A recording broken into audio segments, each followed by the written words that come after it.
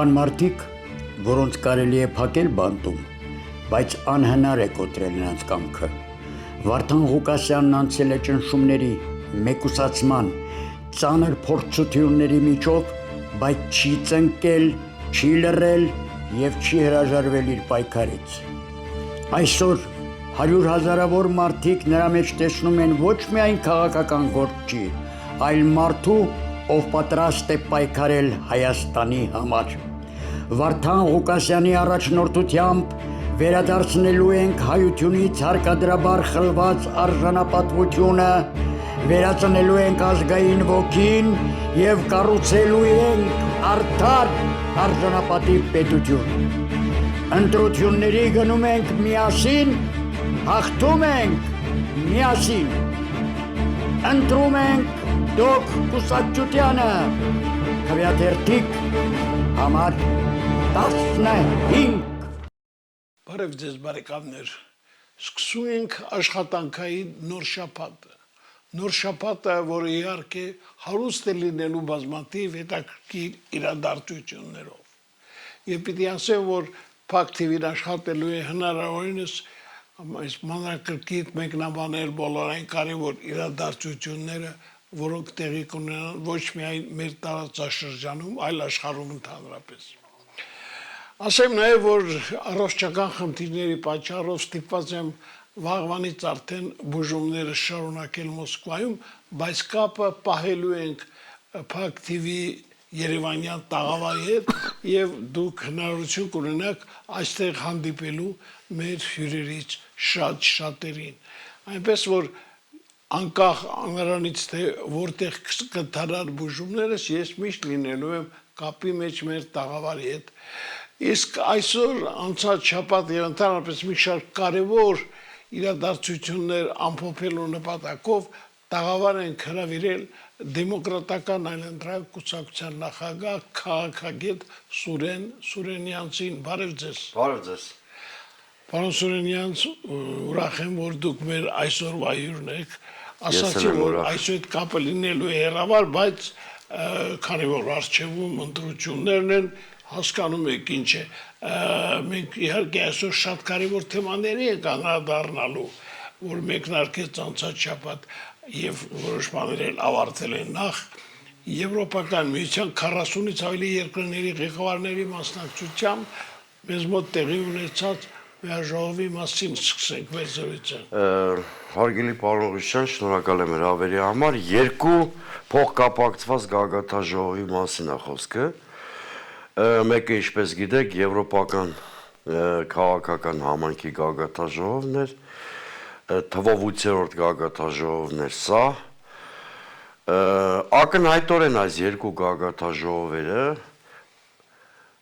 դրանց ժամանակահատվածը, որ ընտրվել էր, կամ ինչպես ընդունված է հիմա նորաձև արտահայտել, թայմինգը հարմարեցված էր Նիկոլ Փաշինյանի նախընտրական օրակարգին, նրա նախընտրական PR-ին։ Եթե ուշադիր նայենք, հիմա հանգամանալից ես կխոսեմ, երկու գագաթաժողովեր Հայաստանի համար որևէ առարկայական արդյունք չեն ունեցել եւ ծառայել են Նիկոլ Փաշինյանի համար անսպար PR-ի։ Առաջնորդների հետ լուսանկարներ, Մակրոնի այց եւ այլն, այս ամեն ինչ իրար հետ։ Հիմա Եվրոպական քաղաքական համայնքը ուկրաինական պատերազմից հետո ստեղծված ոչ այնքան ինստիտուցիոնալ կառույց է, այսինքն ինքը որոշումներ կայացնելու իրավասություն չունի, ինչ-որ սանկցիաներ կիրառելու կամ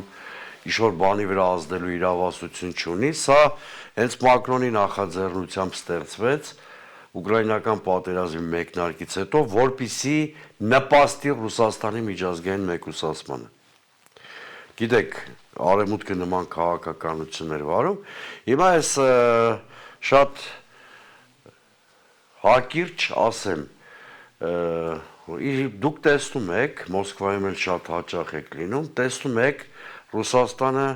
ինչպիսի ինտենսիվ շփումներ ունի Չինաստանի հետ, ինչպիսի ինտենսիվ շփումներ ունի Հնդկաստանի հետ, երրորդ աշխարհի երկրների հետ, իսկ Թրամփի սպիտակ տուն վերադառնալուց հետո նաև Միացյալ Նահանգների նախագահի հետ։ Ինքնին հասկանալի է, որ Ռուսաստանի մեկուսացման քաղաքականությունը ձախողվել է,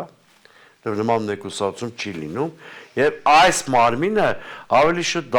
վերածվել է հարթակի, որտեղ մենք հակառուսականության դրսևորումներ ենք տեսնում պարբերաբար, ըստ երևույթին Նիկոլ Փաշինյանն էր որոշել էր հակառուսականությունը վաճառել Եվրամիության վրա, նրանցից ինչ-որ դիվիդենդներ կամ նախընտրական աջակցություն ստանալու նպատակով։ Արդյոք այս երկու գագաթաժողովները նպաստեցին Հայաստանի դիրքերի ուժեղացման։ Իմ կարծիքով ոչ, հակառակը Հայաստանը դարձավ պրոքսի պատերազմի տարածք, որտեղ եթե Եվրամիությունը Ռուսաստանի հետ իր հակադրությունը բերում է Հայաստանի տարածք, ինքնին ենթադրելի է, որ մենք շատ շուտով ականատեսն ենք լինելու Ռուսաստանի կոշտ հակազդեցությանը։ Այսօր դա արտահայտվում է միայն հռետորաբանության մակարդակում, բայց վաղը կարող է առարկայական դրսևորումներ ունենա, օրինակ տնտեսական քաղաքականություն գուցե վերանային մեր հանդեպ։ Իդեպ բոլոր կայսրություններն են այդպես, երբ իրենց քթի տակ տրորվում են իրենց կարմիր գծերը։ Օրինակ, դերևս 1823 թվականից ընդունված է այսպես կոչված Մորոյի դոկտրին, որը Միացյալ Նահանգներին բացառիկ իրավասություն է տալիս արևմտյան կիսագնդում, ուրեմն ամբողջ արևմտյան կիսագունդը հայտարարել իր շահերի կենսական տարածք։ Մենք տեսնում ենք, չէ՞, Միացյալ Նահանգները ինչպես են պատժում այն երկրներին ամերիկյան, որոնք իրենց կարծիքով իրենց քաղաքականությամբ վնասում են ամերիկյան շահերին։ Վենեսուելայի նախագահի առևանգման դեպքը գիտենք, Պանամայի վրա ճնշումները գիտենք, Կուբայի վրա ճնշումները գիտենք։ Նույն բանը ստայության անում է Ռուսաստանը, երբ որ հետ սովետական տարածքում որևէ երկիր որոշում է թշնամական որևէ բլոկի հետ իր հարաբերությունները սերտացնել ինստիտուցիոնալ սերտաշման մակարդակի։ Մենք Վրաստանը գիտենք, Ուկրաինան գիտենք, ու եթե ինչ-որ մեկին թվում է մեր արյունը ավելի կարմիրական վրացիների կամ ուկրաինացիների արյունը, չարաչար սխալվում է։ Եթե կայսրությունը վտանգված համարեց իր շահերը, առնվազն տնտեսական պատժամիջոցներ է կիրառելու մեր հանդեպ, օրինակ գազի գինը բարձրացնելու, օրինակ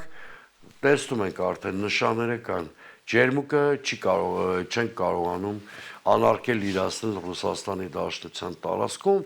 ես գյուղատնտեսական շրջանն է, երբ որ արտահանում դիտեն գնա, այդ խնդիրները շատանալու է։ Սա ֆիքսենք, երկրորդը ֆիքսենք, արդյոք սա նպաստեց Հայաստանի եվրոինտեգրմանը կամ Եվրամիության անդամակցությանը, որտեղ Հայաստանի իշխանությունը ասում է, որ նման քաղաքական կուրս է որդեգրել։ Դժբախտաբար ոչ, որովհետև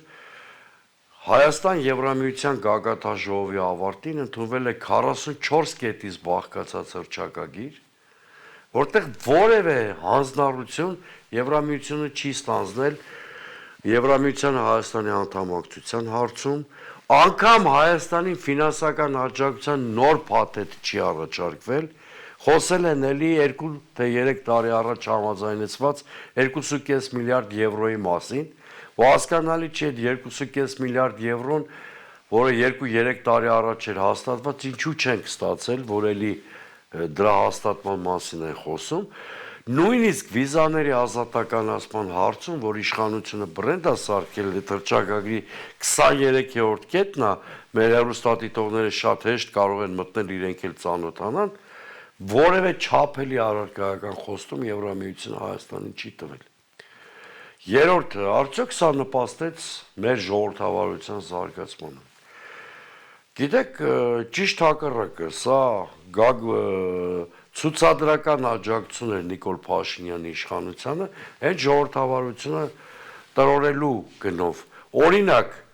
Արևմուտքում շատ սիրում են լեգենդներ պատմել, թե ինչպես է հիբրիդային միջամտություն Ռուսաստանը ցույց տալիս մեր ներքին կյանքին, շատ են սիրում նման հեքիաթներ պատմել, բայց մենք տեսանք Մակրոնի բացահայտ ու ցինիկ հայտարարությունը Նիկոլ Փաշինյանին աջակցելու մասին։ Նման աննախադեպ ցինիզմ եւ բացահայտորեն միջամտում են Հայաստանի ներքին գործերին, ես շատ վաղուց չեմ հիշում։ շատ վաղուց չեմ հիշում, որովհետև դա թե դիվանագիտական էթիկայի կոպիտ խախտում է, թե իրավական խնդիրներ առաջացնող խնդիր է նույնիսկ, որովհետև մեր օրենսդրությունը արգելում է օտարերկրյա քաղաքացու թեկնածուներից մեկի քարոզչությամբ զբաղվել։ Մյուսը, որ պակաս կարևոր չեմ համարում, այս գագաթաժողովը մասնավորապես Երևանի եվրոպական քաղաքական համայնքի գագաթաժողովը բացահայտեց այն նվաստացուցիչ մոդելը, որը դրված է հայ-ադրբեջանական հարաբերությունների կարգավորման հիմքում։ Մենք բոլորս տեսանք, որ տեսակապով Երևան եկավ եւ հերթական հաթաթաները թե Եվրամիության հասցեին, թե Հայաստանի հասցեին հնչեցրեց Իլհամ Ալիևը։ Ընդ որում, եթե Ռոբերտա Մոցելլան, Եվրախորհրդանի նախագահը, արժանապատվություն եւ համարձակություն ունեցավ Ալիևին հակադարձելու, մենք տեսանք, որ Նիկոլ Փաշինյանը ոչ միայն չի հակադարձում, այլ thank you է ասում, շնորհակալություն է հայտնում այդ ելույթից հետո եւ իր մեծ ցանկությունն է հայտնում Բաքվում հյուրընկալվելու։ Այսինքն սա հենց այն նվաստացուցիչ մոդելի մի լոկալ դրսևորումն է, որն ընկած է հայ-ադրբեջանական հարաբերությունների կարգավորման հիմքում։ Հիմա նման իրավիճակից հետո ճիշտ ասած ես չեմ հասկանում որոշ քաղաքական ուժերի եւ իշխանությունների հրճվանքը։ Մակրոնը եկավ, իր միսիան կատարեց, գնաց, մնացինք մենք Ռուսաստանի հետ մեր խնդիրներով, իդեպ դատելով իրանական ԶԼՄ-ների արձագանքից, նրանք էլ շատ մեծ անվստահությամբ են հետևել այս գագաթաժողովերին, այսինքն գործ ունենք Նիկոլ Փաշինյանի իշխանության հերթական արկածախնդրության հետ, երբ նա պետական շահերը ստորադասում է իր նախընտրական օրակարգին։ Կան մարդիկ, որոնց կարելի է փակել բանտում, բայց անհնար է կոտրել նրանց կամքը։ Վարդան Ղուկասյանն անցել է ճնշումների, մեկուսացման, ծանր փորձությունների միջով, բայց չի ծնկել, չի լռել եւ չի հրաժարվել իր պայքարից։ Այսօր 100 հազարավոր մարդիկ նրա մեջ տեսնում են ոչ միայն քաղաքական գործի, այլ մարդու, ով պատրաստ է պայքարել Հայաստանի համար։ Վարդան Ղուկասյանի առաջնորդությամբ վերադարձնելու ենք հայությունից հարկադրաբար խլված արժանապատվությունը, վերածնելու ենք ազգային ոգին եւ կառուցելու ենք արդար արժանապատիվ պետություն։ Ընտրությունների գնում ենք միասին, հաղթում ենք միասին։ Ընտրում ենք Դոկ Կուսակցությանը, քվեաթերթիկ համար 15։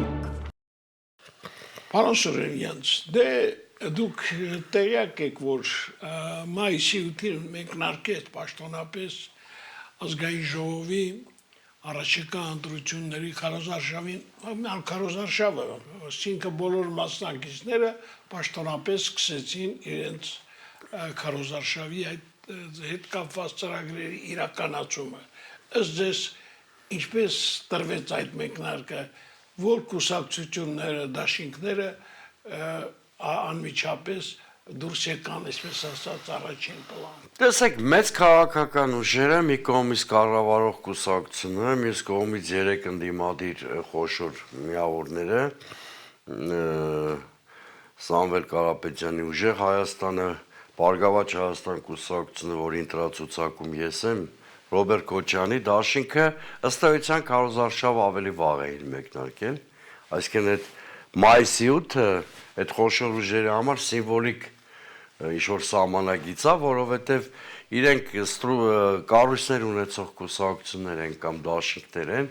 եւ պարզավոր ընտրությանը վերջի րոպեին չեն պատրաստվում, ամիսներ շարունակ իրենք նախապատրաստական աշխատանք էին տալել եւ ավելի պատրաստի թեվակողեցին պաշտոնական քարոզարշավի փուլ յուրովի ամեն մեկը, օրինակ մենք երիտասարդների հետ հանդիպումով արեցինք, Սամվել Կարապետյանի, Քոչարյանի ուժերը որոշեցին հանրահավաք անել, փոքր հանրահավաքներ, այլ ավելի սահմանափակ ռեսուրսներ ունեցող ուժեր տարբեր ձևերով արեցին, բայց մի բան ակնհայտ է, որ շատ լարված քարոզարշավ է լինելու մրցակցային, որովհետև ինչքան էլ բարձրագոչ հայտարարություններ լսենք Նիկոլ Փաշինյանից, բոլոր սոցիոլոգիական հարցումները վկայում են, որ առաջատար ընդդիմադիր ուժերի ձայների հանրագումարը գերազանցում է կառավարող կուսակցության պոտենցիալ քվեներին, հետևաբար Նիկոլ Փաշինյանը կանգնած է շատ լուրջ երկընտրանքի առաջ։ Կամ մրցակցային ընտրությունների ճանապարհով ունենալ իշխանության կորստի շատ մեծ վտանգ, կամ դիմել բացահայտ ռեպրեսիաների, ընտրակեղծիքների, ժողովրդավարության խորտ մեթոդների իշխանությունը պահպանելու համար։ Նիկոլ Փաշինյանը ըստ էության ընտրել է երկրորդ ճանապարհը, բայց արդյոք ընդդիմությանը կհաջողվի առաջիկա մեկ ամսում հասարակության դերն այնքան բարձրացնել, որ իշխանությունը կարմիր գծեր հատելու հնարավորություն չունենա, թե այնուամենայնիվ իշխանությանը կհաջողվի հերթական անգամ fake ընտրություններով կազմակերպել իր վերարտադրությունը։ Գլխավոր ինտրիգը առաջիկա ընտրությունների ոչ այնքան այն է, թե ընդդիմադիր որ կուսակցությունը քանի տոկոս կստանա, այլ այն, թե ինչքան կլինի ընտրողների մասնակցությունը։ Եթե ընտրողների մասնակցությունը գերազանցի 1.300.000-ը մեր հաշվարկների համաձայն Նիկոլ Փաշինյանը պարտություն է կրելու անխուսափելի։ Եթե ընտրությունների մասնակցության մակարդակը մնա նախորդ 2021 թվականի ընտրությունների մակարդակի 49%-ի կարգի մասնակցություն, այդ դեպքում շատ ինտրիգային եւ անկանխատեսելի է լինելու ընտրական գործընթացի մեկնարկը, ընթացքը, ընդ որում իշխանությունը չի կորցնելու վերարտադրության իր հնարավորությունը։ Դրա համար ես ասում եմ, ընդդիմության գլխավոր խնդիրը ընտրողներին մոտիվացնելն է, նրանց տեղամասեր տանելը։ Գիտեք, այս օրերին շատ տարօրինակ հայտարարություններ մենք լսեցինք իշխանության ներկայացուցիչների կողմից, մասնավորապես Փաշինյանի այն հայտարարությունը, որ երբ Արցախը եղել հայկական, որ այսօր ընդդիմադիրները փորձում են մեզ դրանում համոզել։ Այս մասին ինչ կարող եք ասել։ Գիտեք, այս հարցին կարելի է մեկ նախադասությամբ շատ կոշտ գնահատական տալ, բայց ես ուզում եմ մի քիչ այնուամենայնիվ մեր հեռուստադիտողը հասկանա Նիկոլ Փաշինյանը ինչ աշճանի դիվային հայտարարություն է արել։ Արցախի հայկականությունը երբեք չի վիճարկվել, ընդ որում ոչ միայն հայերի կողմից, որովհետև 3000 տարի Արցախում ապրել են հայեր։ 3000 տարի տարբեր ասպատակություններ են եղել օտարների կողմից, տարբեր բաներ են եղել, բայց Արցախ իր հայկականությունը երբեք չի կորցրել, բացառությամբ վերջի տարիների իրադարձությունների, այսինքն Նիկոլ Փաշինյանը ըստ էության դարձավ Հայաստանի առաջին ղեկավարը ոչ միայն մեր նորագույն պատմության շրջանում, որը հաջողացրեց ճակերտների մեջ հասնել Արցախի կործանմանը։ Հիմա Նիկոլ Փաշինյանը անում է հայտարարություն, որը 10-15 տարի առաջ չէին հանդիգնի անել անգամ Բաքվում։ Նրանք Բաքվում մինչև 44-օրյա պատերազմը ամբողջովին Արցախի հայկականությունը չէր հերկվում։ Նրանք ինչ էին ասում մինչև 44-օրյա պատերազմը։ Ասում էին մենք ընդունում ենք, որ դա հայերով բնակեցված տարածք է, մենք ընդունում ենք, որ սովետական միության օրոք դա սուբյեկտություն է ունեցել, ինքնավար մարզի կարգավիճակով է մաս կազմել Ադրբեջանին, ասում էին մենք պատրաստ ենք ամենաբարձր ինքնավարությունը տալ Լեռնային Ղարաբաղին։ Այդ ամենաբարձր ինքնավարությունը ինչի դրսևորում է։ Բարձր ինքնավարությամբ օժտվում են էթնիկ կամ էթնիկ քաղաքական առանձնահատկություն ունեցող ռեգիոնները, այսինքն նույնիսկ Ադրբեջանը մինչև 44 օրյա պատերազմը չէր հանդգնում Արցախը համարել ադրբեջանական։ Հիմա Նիկոլ Փաշինյանը ավելի հեռու է գնացել, քան ադրբեջանական կեղծ պատմագիտության թեզերը, եւ ըստ էության ինչա անում նա Արցախի առաջի պատերազմի պատասխանատվությունը դնում է Հայաստանի ուսերի։ Փաստորեն, եթե Արցախը հայկական չի եղել,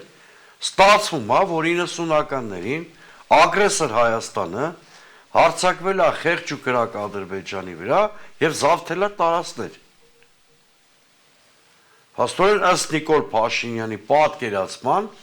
ասում են ոչ մի միջազգային կառույց, ՄԱԿ-ը, ԵԱՀԿ-ն,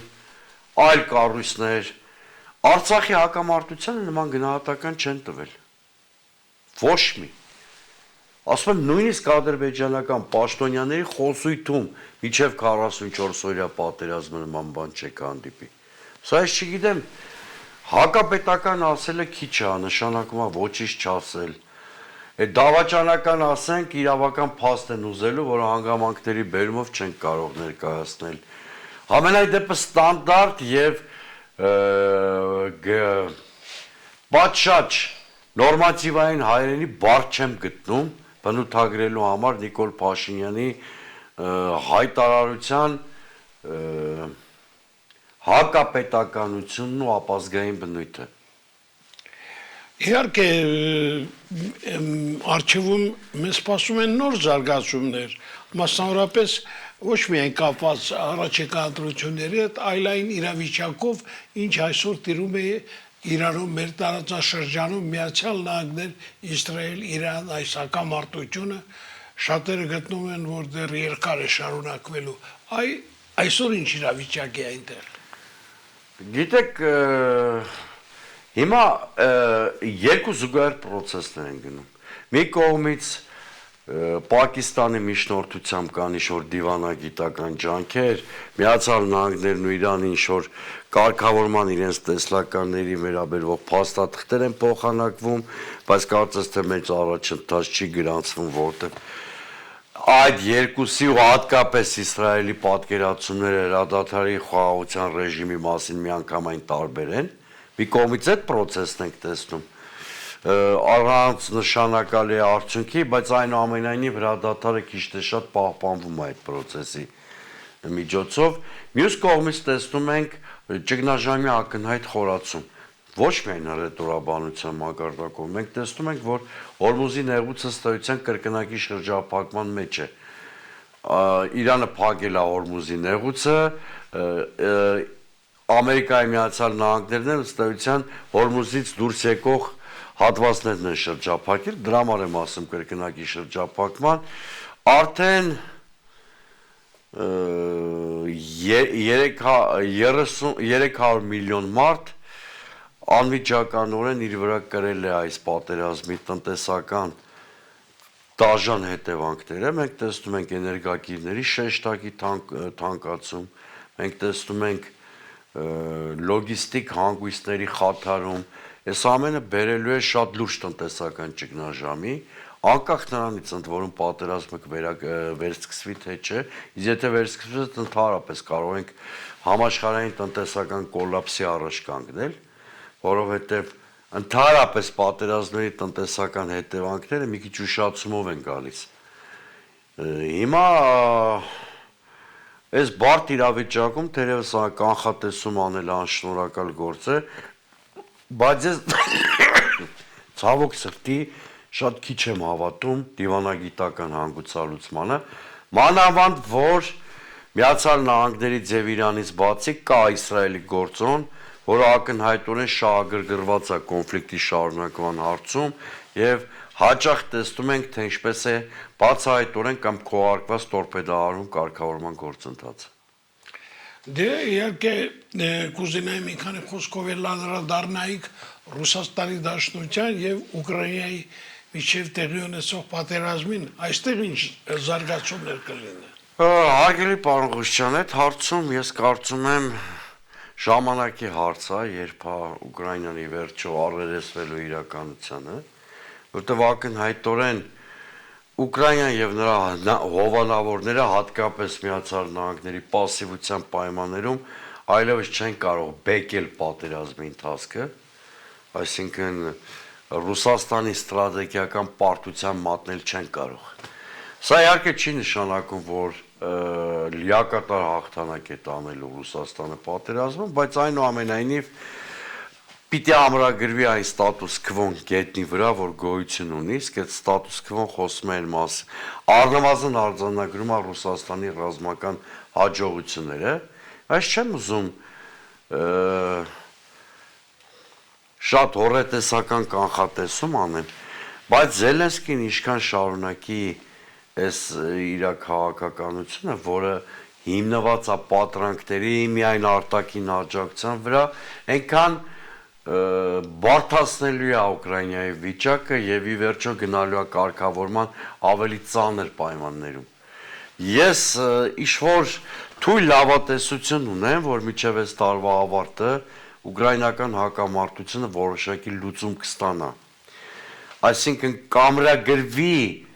այն ստատուս քվոն, որ ռազմի դաշտում ստեղծվել է, դա նշանակում է Լուգանսկը, Դոնեցկը, Ղրիմը առնվազն, դե ֆակտո գուցե նաև դե յուրե անցնեն ռուսական իրավասության տակ, մնացած վիճելի հարցերում կոնֆլիկտը կսառեցվի, բայց ես դա միայն տարեվերջին եմ ակնկալում, իսկ առաջիկա ամիսներին որոշակի պարբերականությամբ, որոշակի կորով թեժացում կլինի, հանդարտեցում կլինի, այդպիսի կանխատեսում ունեմ։ Մի խոսքով մեզ առջևում սպասում են շատ հետաքրքիր զարգացումներ։ Իհարկե։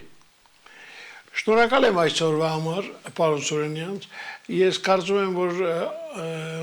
Մոսկվայում եղած ժամանակ էլ ես առիթ կունենամ հրավիրել տաղավար եւ զրուցել, որովհետեւ դեպքերը շատ արագ են զարգանում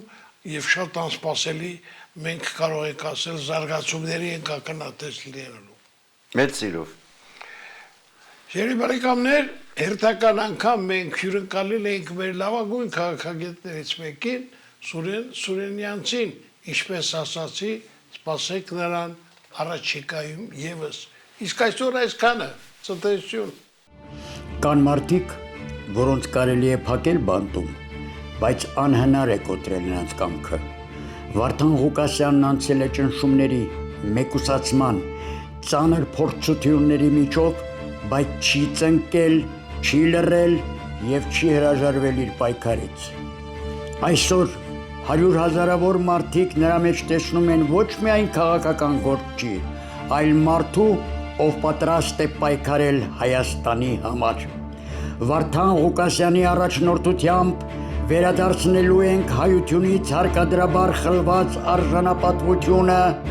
վերածնելու ենք ազգային ոգին եւ կառուցելու ենք արդար արժանապատիվ պետություն։ Ընտրությունների գնում ենք միասին, հաղթում ենք միասին։ Ընտրում ենք Դոկ Կուսակցությանը, Քվեաթերթիկ համար 15։